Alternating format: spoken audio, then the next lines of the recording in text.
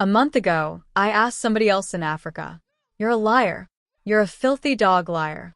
You didn't have the guts to tell me the truth. If you say you don't have a dream, you're just fooling yourself. That line from a quirky record store manager became the thesis for an entire generation of teenagers navigating class warfare in pastel colors and vintage hats. Directed by Howard Deutsch and written by John Hughes, Pretty in Pink hit theaters in 1986 as the third film in Hughes's unofficial trilogy of Molly Ringwald vehicles. Ringwald plays Andy Walsh, a poor girl on the wrong side of the tracks who falls for Blaine Medana, a rich preppy played by Andrew McCarthy. Jon Cryer is Ducky, her best friend, hopelessly in love with her. Annie Potts is Iona, the wise mentor. And James Spader is Steph, the villain so perfectly awful he defined preppy cruelty for a decade. What started as a simple class-conscious romance turned into a production nightmare involving test audiences who literally booed the original ending, emergency reshoots with actors wearing wigs, and a soundtrack rewritten in days. Today we're counting down 15 weird facts about Pretty in Pink.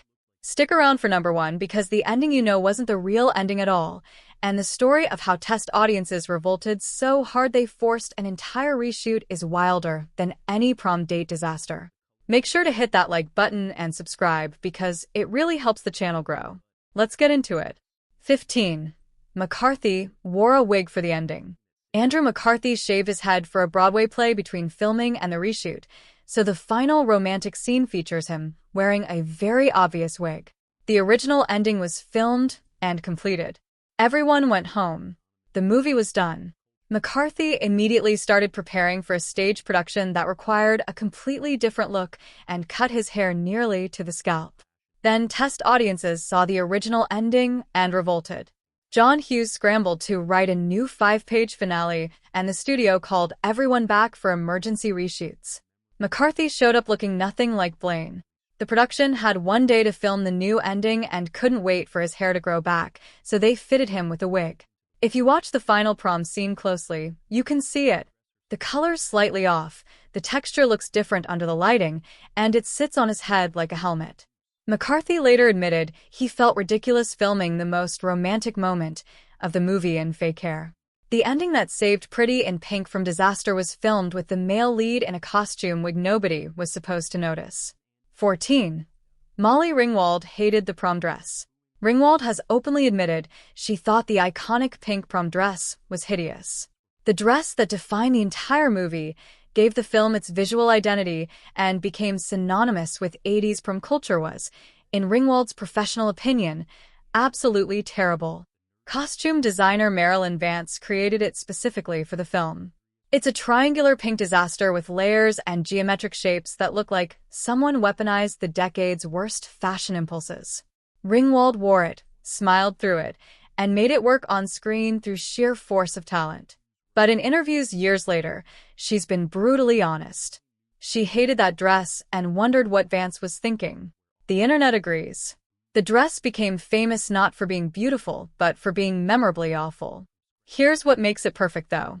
Pretty in Pink is about an outsider girl who doesn't fit into the wealthy world she's navigating, and the dress is an outsider dress.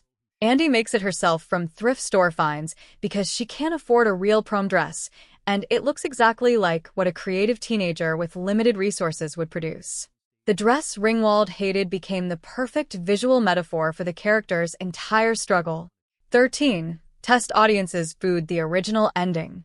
When audiences saw the original ending where Andy chose Ducky, they didn't just dislike it. They booed loudly, like a concert crowd rejecting a band. Director Howard Deutsch described the screening as having been like a rock concert up until the final scene. The audience was engaged, laughing, and invested. Then Andy and Ducky walked out of prom together as a couple, and the theater erupted in boos.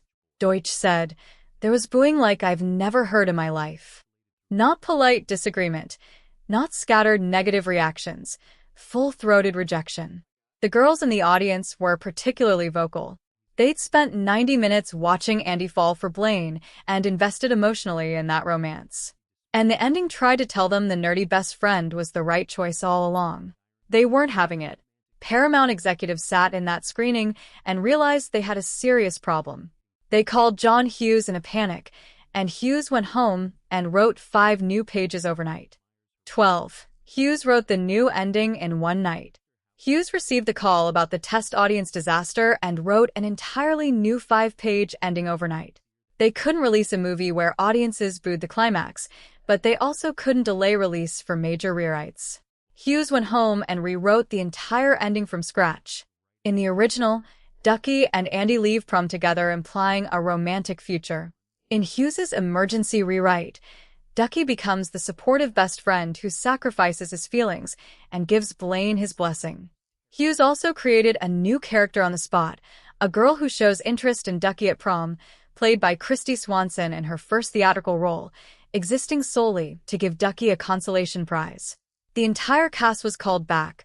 One soundstage was dressed to look like the original prom ballroom, and they filmed it in a single day. Hughes didn't want to change the ending. He believed in his original vision, but he was professional enough to recognize when it conflicted with audience demand. Years later, he admitted he still preferred the original. But the version that made Pretty in Pink a hit was the one he wrote under duress in one desperate night. 11. They hated each other on set. Ringwald had a crush on Andrew McCarthy. He didn't reciprocate, and director Howard Deutsch used their tension to create perfect on-screen chemistry. They hated each other because Molly had a crush on him, and he did not have a crush on her, Deutsch told Den of Geek. Ringwald was 16, playing a girl desperately in love with a rich boy, and she was actually crushing on her co-star who found her annoying. McCarthy resented that she was the foundation of the movie. Ringwald resented that he didn't like her back. Deutsch recognized the problem immediately, but instead of fixing it, he weaponized it. He lied to Ringwald, telling her McCarthy really did have a crush on her, but was afraid to show it. The lie worked. It added to the sexual tension and the sense of will they won't they on screen. Jon Cryer absorbed all of it, watched McCarthy dismiss Ringwald, watched Ringwald pine for McCarthy, and channeled it into Ducky's hopeless worship of Andy. The most romantic movie of the 80s was built on real unrequited love behind the camera, mirroring unrequited love on screen. 10. Annie Potts improvised the applause scene. The iconic applause moment where Iona admires her record store window display wasn't in the script. Potts made it up on the spot during the first scene of the first day of filming. Deutsch was terrified. This was his first feature film, and he showed up with massive imposter syndrome. The first scene was Iona in the record store window arranging a display. Potts finished the display, stepped back to admire her work, and spontaneously started clapping while saying applause to herself. Complete improvisation, not discussed beforehand. Deutsch later said, "That wasn't in the script. Annie improvised right at the top, and I was like, thank God, she's going to create an amazing character."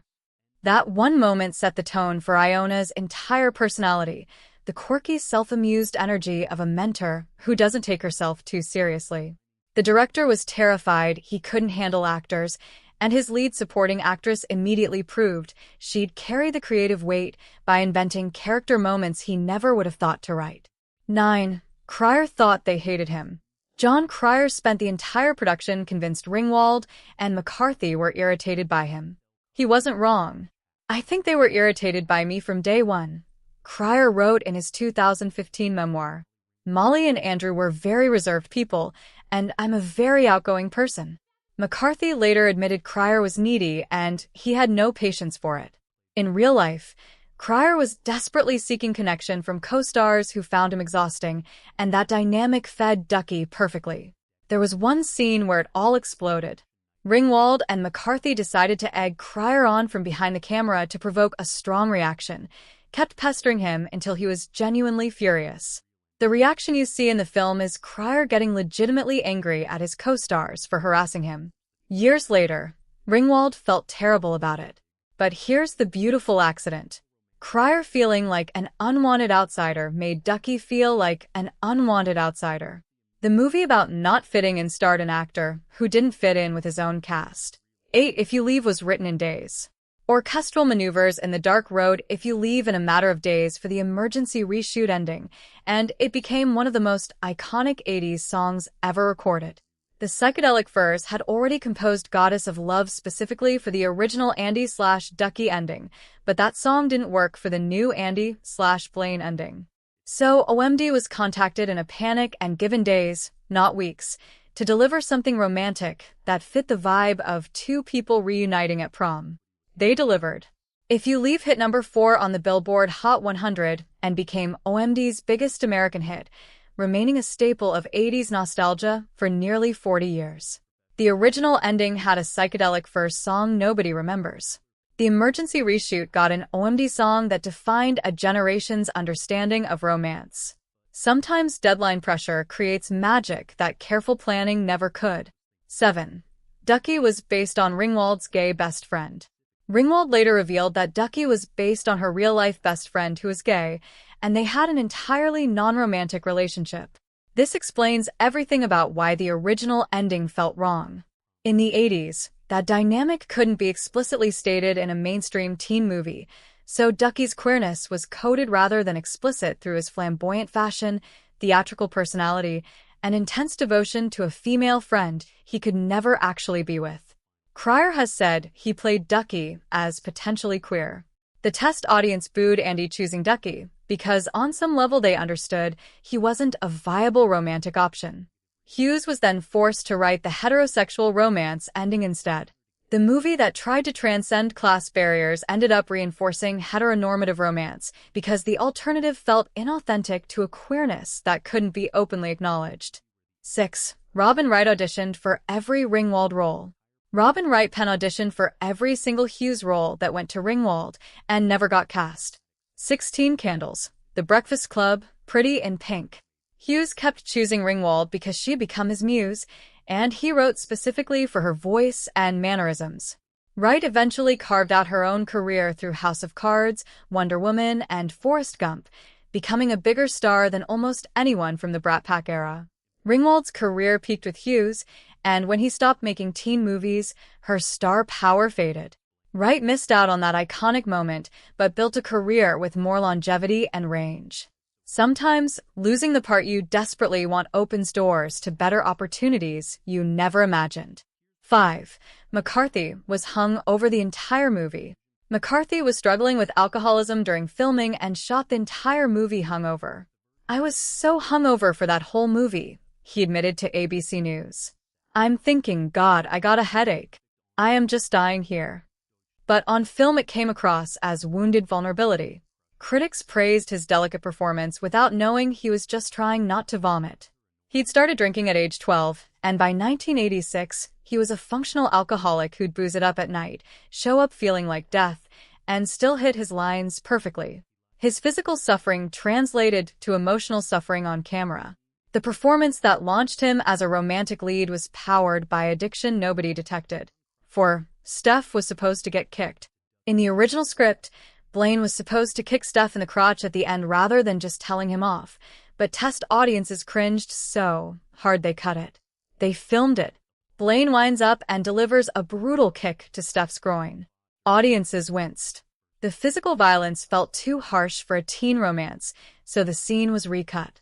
Blaine still confronts Steph, but verbally eviscerates him and walks away instead. Audiences rejected violence against the villain but demanded the romantic ending. Even in their revenge fantasies, 1,986 teenagers had limits. Steph remains one of cinema's great unpunched villains, facing social humiliation but never physical pain. 3. Anthony Michael Hall turned down Ducky. Hall was offered the role and turned it down. He'd already played Hughes's nerd archetype in 16 Candles, The Breakfast Club, and Weird Science, and didn't want to play another quirky outsider. He wanted range. So the role went to Jon Cryer, who made it iconic with his Otis Redding lip sync, his pointy-toed shoes, and his heartbreaking, unrequited devotion. Cryer turned Ducky into one of the most beloved characters in 80s cinema, and is still answering questions about it decades later. Hall tried to escape the Hughes universe, and his career never recovered the same momentum. Hall rejected Ducky to avoid typecasting, but rejecting the role didn't free him from it. It just meant he wasn't the quirky nerd anyone remembered. Cryer got typecast as a character people loved. 2. Deutsch had never directed a movie. Howard Deutsch had never directed a feature film before Pretty in Pink. His first day on set was his first day ever directing a movie. Paramount gave a multi-million-dollar production to a complete novice because they didn't consider it important. They had major films like The Untouchables to focus on. Pretty in Pink was just a small teen movie. Deutsch was so terrified that even his therapist told him not to take the job. But he took it anyway, leaned into his actors' instincts, trusted their choices, and made a movie that grossed $40.5 million and became a cultural touchstone. Because Paramount didn't care about it, they left him alone. No executive interference, no micromanaging. That lack of oversight gave Deutsch total freedom, and that freedom produced a hit. 1. Hughes hated the new ending. John Hughes died in 2009 still believing the original ending was better and never made peace with the test audience decision. He had written Pretty in Pink as a story about class solidarity, about choosing the person who understands your struggle over the person who represents escape from it. Andy and Ducky came from the same world. Blaine was the fantasy, the escape, the betrayal of where she came from. Hughes wanted Andy to choose authenticity over the fairy tale. The test audience demanded the fairy tale, and Hughes gave it to them, but he never forgave himself for caving. A year later, he made Some Kind of Wonderful, basically Pretty in Pink with the genders flipped, where the protagonist finally chooses the best friend the way Hughes originally intended. It was his do-over. Here's the tragedy. Pretty in Pink became iconic. Some Kind of Wonderful is barely remembered. The ending Hughes hated made Pretty in Pink a classic. The ending he wanted made Some Kind of Wonderful a footnote. Sometimes you have to let go of what you wanted to create what people need. And there you have it. 15 weird and wild facts about Pretty in Pink. Which fact surprised you the most? Drop it in the comments and share this with a friend who still argues about whether Andy should have chosen Ducky. Don't forget to like and subscribe for more stories about movies that became classics by accident. See you in the next one.